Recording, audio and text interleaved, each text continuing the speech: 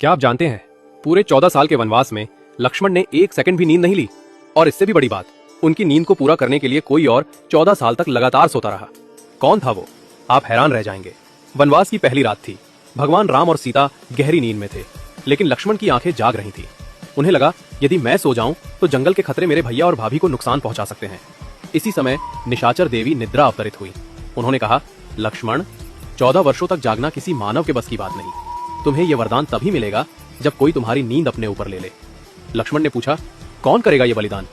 निद्रा मुस्कुराई, तुम शेषनाग के अवतार हो और तुम्हारी पत्नी उर्मिला लक्ष्मी का स्वरूप, वो ही तुम्हारे हिस्से की नींद सो सकती है। उसी रात उर्मिला सो गई, लेकिन ये नींद सामान्य नहीं थी।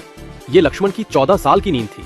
वे सोती रहीं और लक्ष्मण रात दर रात राम और सीता की रक्षा करते रहे। वनवास खत्म होने के बाद जब लक्ष्मण अयोध्या लौटे और उर्मिला को देखा, उनकी आंखें भर आई।